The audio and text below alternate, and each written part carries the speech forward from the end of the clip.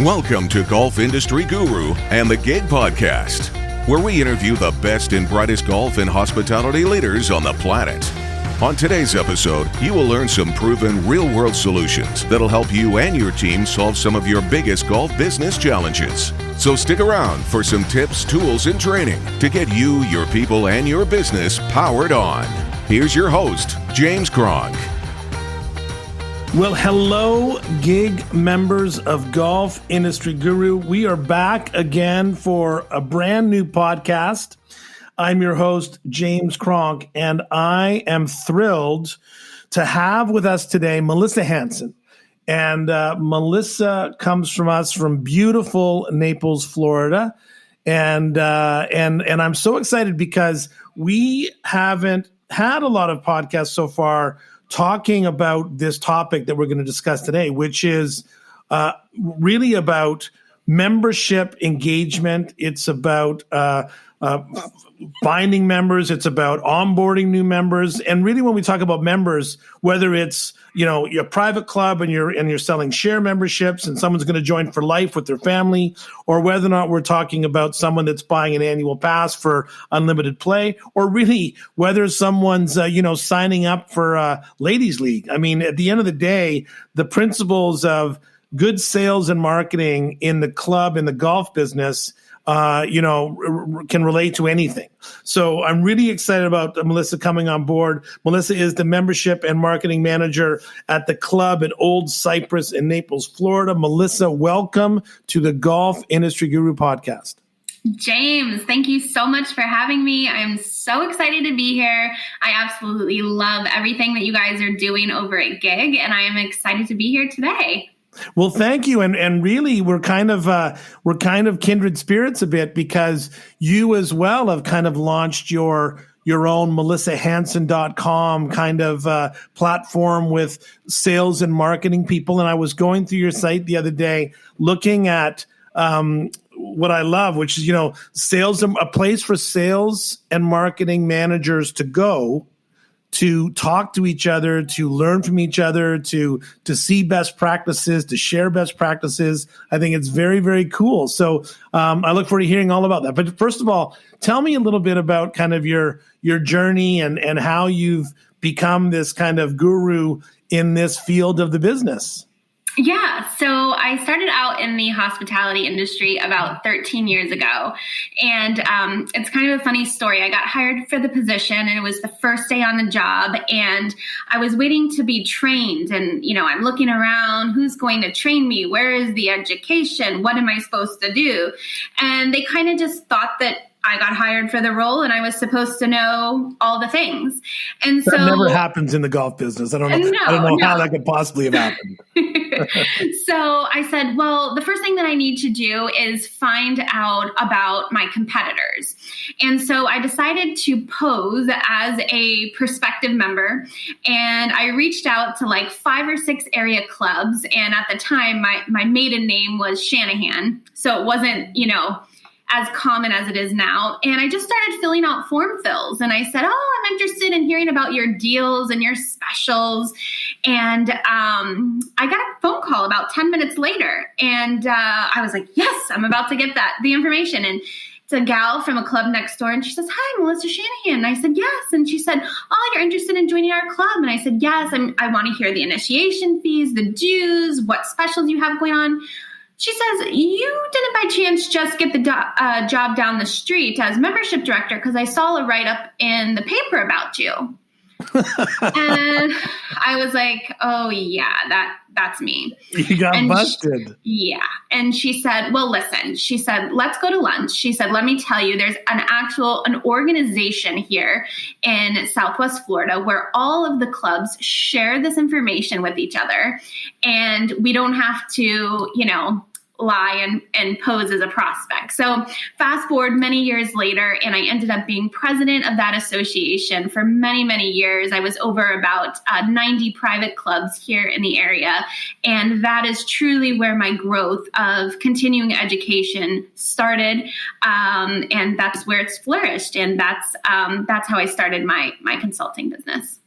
And that's fascinating. I love it. I love it. First of all, I love the entrepreneurship of you silent shopping and trying to get the goods. But even better, obviously, was the positive reaction that you got from your fellow club, your local club, and the embracing you into the program. And so in the United States and in your area, so this was a group, and they were all sharing kind of what they were doing and how things were going, and obviously trying to help. Really, like the tide rises all boats, that whole saying, right? So what did you learn with that in those beginning years? What did you think as kind of a new membership and marketing manager when you were sitting around with all those fellow people? Yeah. I mean, at the time, they were much older than me, and we would meet monthly, and we would actually meet at area clubs. So not only would I have the opportunity to speak to all of these colleagues in the industry, but we would have the opportunity to physically be in the club and learn about the different clubs. And I would be spending about an hour or two with them per month. And, what I really saw was that for a membership and marketing professional, there was such a shortage of education. There was a lot, if you wanted to be a general manager, there's so much education for leadership and things like that. But when it comes down to the selling and the communications and the marketing, there just wasn't that. And that is what this group filled for me. I would have somebody at my lunch table say, oh, Melissa, tell me about your ambassador program. And I'm like, oh, we don't have an ambassador program, but tell me about yours. So it was just a really good opportunity to kind of start that education. Yes. So what do you think? Let's talk about a membership and marketing person. So you've obviously, and right now, even in your, I'm going to ask you in a minute a little bit about what you do with your boot camp and things like that in your program. But what are some of the qualities that you think if a club is going to go find or add a membership or a marketing person to the club? And I can tell you, Melissa, in my experience in Canada, certainly where most of my work is, and my clients, like either A, we go through a lot of sales and marketing people before we find the right one, or B, sometimes they're really good, but they don't stay for very long because they go off to other places to make their dough or to do whatever. Or C, we just don't have anybody anyway. So they don't have a budget for that kind of role. But in your experience, what are some of the qualities that you think make a good membership marketing person or a good membership and sales marketing person? Yeah, so I definitely think something that's important is the creativity aspect of it. I think you have to have a creative mindset, whether that's coming up with new programs or, events or, like I had mentioned, ambassador programs. You have to have some sort of creativity. The other thing you have to have is a passion for people. And I think most importantly, you have to know that you are the face of that club. You need to bring the energy every single day. You are the first person that a new member is meeting. You are setting the tone for the club that you are working at, and you truly are the face of the club. So you need energy, you need creativity, you need patience, because, you're a part-time therapist half of the time. But I think also just the desire to learn and to continue to grow. The position of a membership and marketing director has really changed so much over the years. And now, not only are we in charge of just touring around the club, we now have to be social media gurus, and we have to know about videography and photography and staging that.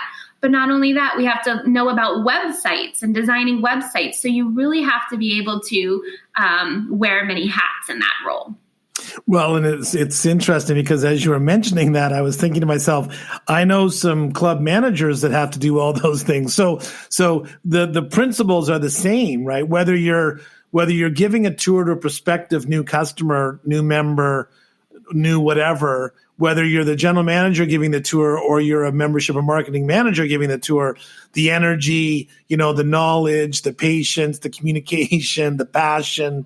I mean, those things are applicable no matter what your role is. If your job, no matter what your other job is, if your job is to sell memberships or to sell annual passes or to sell daily fee green fears, all those things still come into play. You mentioned that things have changed. Tell me, in a sense, evolved, obviously. Is that what you mean, just by kind of, the way that people can, in the old days, they saw an ad in the Yellow Pages and they walked in the club and said, we just moved to town and we want to join the club. Nowadays, you kind of got to have the whole social media element. You got to be all over the place, Instagram, Twitter. Is that what you mean, kind of how it's evolved, or are there other elements that you would speak to? Yeah, I was kind of speaking about the membership director role in general. I feel like, in the past, it was very much of an admin position. But now I feel like people are really realizing that you are the main driver of the financial income for the club. And so I feel that the position has really evolved just because marketing has evolved as a whole. And I was speaking to a club last week, and she says, well, we can't do any marketing. Most of our sales come from member referrals, which is something that I hear all the time. But I said to her, our number one goal as membership and marketing professionals is to create the FOMO, create that fear of missing out. And no, you're not putting an ad in the newspaper or in a magazine or sending a direct mailer. But if you're sending an email, letting your prospective members and guests know what your club is doing, that is creating that fear of missing out and making that prospective member want to be a part of that. Yeah, that's so true.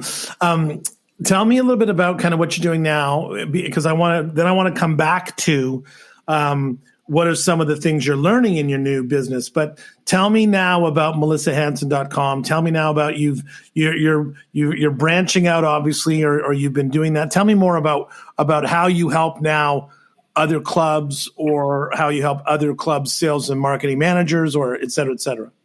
Yeah, so I'm a consultant, educator, trainer, but my goal is to basically inspire other membership and marketing directors, because I just feel that whether you've been in the role for 10 months or 10 years, you can always use a boost of inspiration. And so what I do is I have either a half-day masterclass or a full-day masterclass. And basically, I have a list of courses that you can take, and most everything has turned virtually now. That has allowed me, fortunately, the opportunity to start to consult, as I had told you, my first club in Canada last week. Shout out to the Royal Ottawa. Yes. And that was so much fun. It was eye-opening, though. There are some differences, that's for sure. But so I have a half day or I have a full day. And then every month I put on a online webinar, which has a topic. Onboarding has been a big topic this year. I've repeated that class a couple times, social media. And then I just released the Inner Circle. This is a complimentary group for any of my previous webinar students or clubs that I've consulted. And we're going to get together on a monthly basis. And it's going to be a 30-minute session of inspiration where we're going to have membership directors actually presenting some really creative ideas that they've come up with, so that we can kind of steal those and take them back to our club and make them our own. So I've got my monthly webinars, the Inner Circle, and then I do half-day or full-day masterclasses of education. That's awesome. What's interesting when I think about your group, you're really not competing in a sense, right? I mean, there's reasons why, sure, if there's 3 private clubs within 5 miles of each other, then maybe, there's going to be some kind of a choosing of whatever. But at the end of the day, right, members are going to choose, or golfers even, they choose clubs for various reasons. That's where their friends are. That's in their neighborhood. That's the type of golf course they like to play. And so I guess, what I'm getting from the benefit of your group and what you're talking about is that, if we consider our own club as being our own world, how do we make that world as FOMO as possible? How do we make that world as best as possible? Mm-hmm. And if your world down the street is also fantastic, it's good for everybody, right? 100%. And there's been oftentimes where I've met with people and they're just not a fit here, and they are at the club down the street. And that's why it's so great to know everybody and just say, hey, let me send you over to XYZ club. So let's talk a little bit about the consumer for a second. Tell me a little bit about what you think. So for those of you listening, at the moment it's 2021. We're coming out of the pandemic, hopefully, depending on where you are. And certainly there's been a resurgence of interest in the game of golf globally, based on this pandemic and the ability to social distance, be outside, et cetera, et cetera. The statistics would tell you, or will tell you, by the way, that memberships at clubs has increased drastically in all kinds of clubs, golf and otherwise, has increased drastically, certainly in North America and beyond. So, Melissa, in your experience, what are people looking for when they're considering investing in a club, whether that be investing for the year, whether that be investing for their lifetime, joining a full club at a X number of thousands of dollars annual, or one-time membership fee and yearly dues, or whether it's full play access annual pass, but whatever it might be. What do you think the consumers are looking for these days? I feel like the consumers are looking for an experience first and foremost. They're looking for an emotional connection and really a safe place to call home.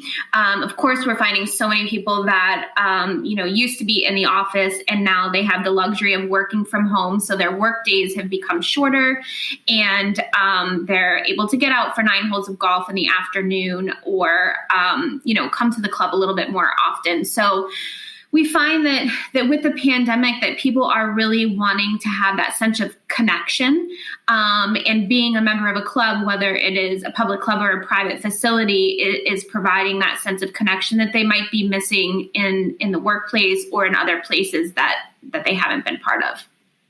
That's so interesting. I haven't, I had never put that together previously, which is exactly the fact that we are missing a social connection by working from home. Like, we're missing the water cooler, and the club can be an alternative to that water cooler in such a significant way.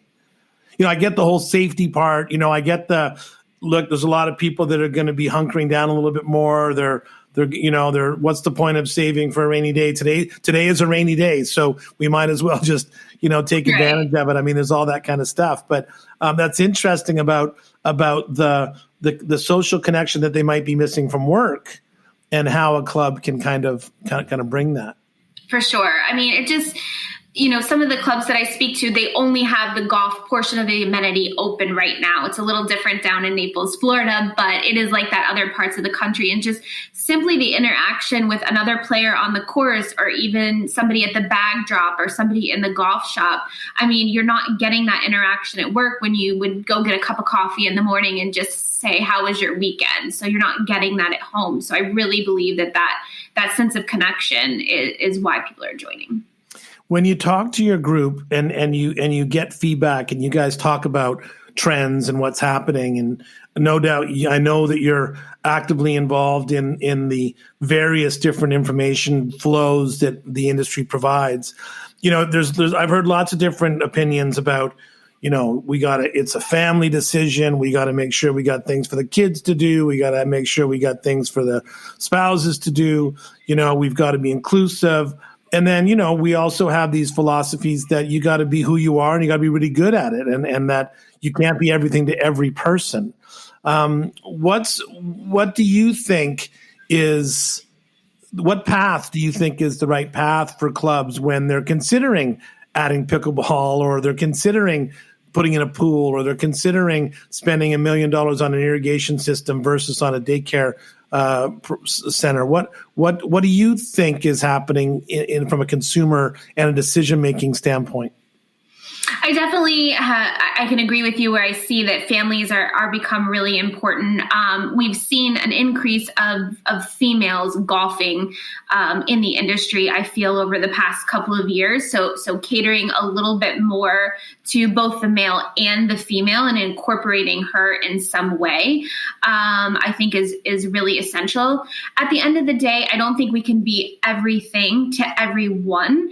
And sometimes I believe that clubs may make that mistake, offering 15 different categories of membership instead of, 3 or 4 core membership types, which I feel those options can get, very confusing to somebody that's trying to make a decision.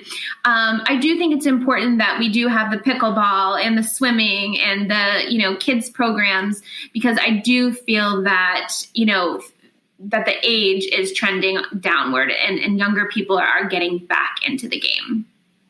If I was going to ask you what is the most important deciding factor about why someone chooses to become a member of the club, what would you say that is? I would say the most important factor, I believe it still remains around golf. I would say they join for the golf, but they stay for the social component. Where do you think price sits in that equation? As far as? Well, I can tell you I've been preaching for a long time, Melissa, that I have this little bit where I talk about the fact that I don't think golf is definable, that the golf experience is not definable. Just like, how could you justify that Pebble Beach costs $500 to play and a golf course down the street costs $5? For a certain golfer, to them, paying $500 to play Pebble Beach is value. To someone else, obviously, $5 is value. We don't sell a commodity, we sell an experience. And so what I find happens far too often is that clubs believe that it's a price equation that is somehow going to drastically change their membership numbers or attract more, that if I just took my price down by 10%, or if I just, took my price up, whatever it might be. But I feel that price is a factor. In my opinion, price is a factor for 20% of the golfers. For 80% but that's not who we should be trying to get. Right. I mean, if you get them, you get them. But don't build a business plan around trying to get the 20% that care about whether or not you're 2 for 1 on a Friday afternoon after 4 p.m. And so from a club, when people join clubs in particular, or they choose where they're going to take their family, I don't think they're going to decide to go to Club B instead of Club A because it's 5 cents less a month. And I'm just wondering what you think about that. Yeah, for sure. Well, I also think, having a reputation and creating some sort of, exclusivity around the club, whether that's a capacity that your membership has, there's only X amount of memberships left in this category, whether it's a deadline, we're going to be this price by this time and then everything's raising.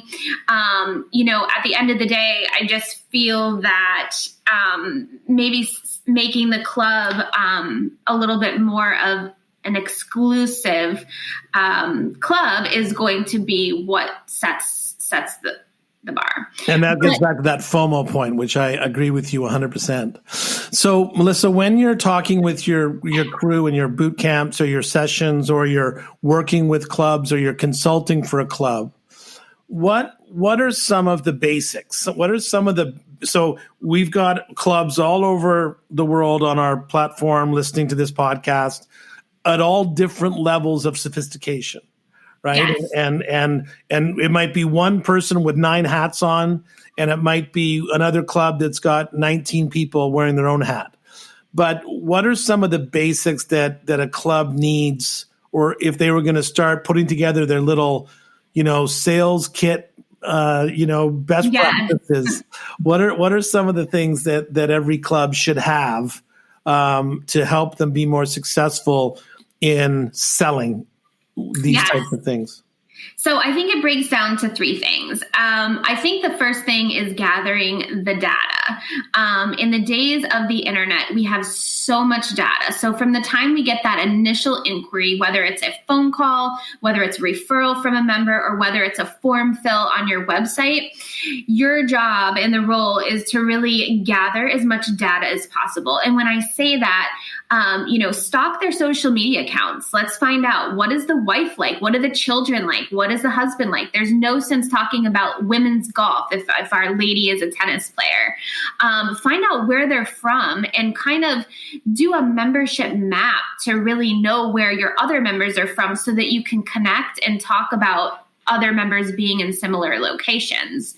What other clubs are they looking at? So know your competition, and really know and gather all that information from the very beginning, because you're going to be using it not only throughout the sales process, but when they close and you go to onboarding them, you're kind of going to recap and go back to that information. So that's the first one, gathering data.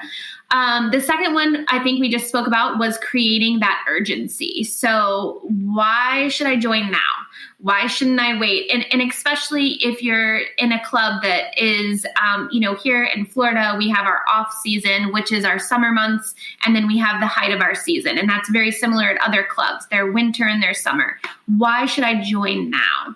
So creating that urgency would be the second. And then the third would be to use storytelling. So membership and marketing directors, you're not a tour guide. We're not going around the club and saying, this is our dining room, here's our locker room. We need to be sharing a story. So you're welcoming into the dining room and you're telling the prospective member, this is where we have our theme parties and events. We do our annual luau, and we're known for our pig roast and our Rio Carnival and our Hollywood night, and walk them around and really have them envision what it would be like to be a member. And honestly, what I do in my office is I have a TV behind me where I have photos scrolling from events where that prospective member can really look on the TV and not just hear a salesperson talking about all the things, but they can see all the things. And I also have big frames, photos of really fun events that we've had here at the club.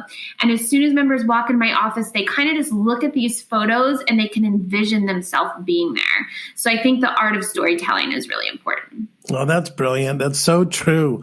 It's so true. We forget that people don't buy stuff; they buy experiences. And a club, every golf club has got a golf course with greens. If they're lucky, they got a driving range. Maybe they got a tennis courts or a pool, or whatever, a restaurant. Every club sells a burger. But what really separates your burger apart? What really separates your events apart? What separates your ladies' league apart? Your ladies' night apart? Whatever it might be, or your junior camps for kids? What separates that apart? I mean, there's so many moments, and I would say here's the last question for you, because this makes me think about the importance of the marketing and the sales, and how sometimes I find, to be honest, that they can be off on a little silo somewhere, sometimes on their own little path of trying to beat the drum. How do you get your fellow managers and your fellow team members as excited about telling the story as you are? Do you have any tricks to share with that? Yeah, so I think this kind of goes back to collecting the information. And so what I do is, before that prospective member comes on board, I share all that information with our staff. And then there are certain staff members that are going to have connection points with those prospects. And those are the people that I want to introduce during the tour. If somebody's from the same hometown, they're going to have a connection point. If somebody went to the same university or college, they're going to want to talk about that.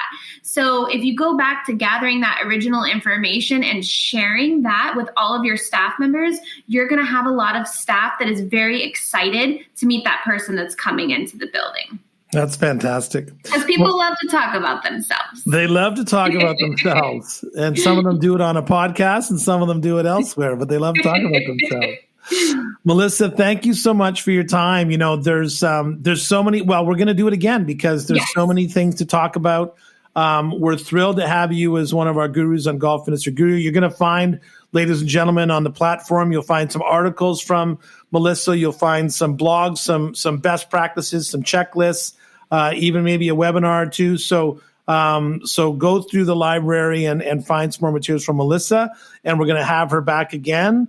And to learn more, though, and really to I recommend everybody kind of reaches out and looks at melissahansen.com, and that's with HANSEN.com, and takes a look at some of Melissa's webinars and boot camps and virtual things that you can do from wherever you're located. And Melissa, thanks so much for being on the Gig Podcast. Thank you. And I just want to invite everyone to just shoot me an email if you'd like to. I would love the opportunity to connect. I always love learning from other people in the industry. So you guys can reach me at melissa@melissahansen.com. And I would love the opportunity to take 15, 30 minutes to connect with you. So James, thank you so much for your time today on the podcast. And I look forward to seeing you soon. You too. Have a wonderful day. Thanks for listening to the Gig Podcast. We hope you enjoyed this episode, and mostly that you learned a few things that will help you improve your business. Join us next time as we continue to bring you the best and brightest golf and hospitality leaders on the planet. Thanks for listening.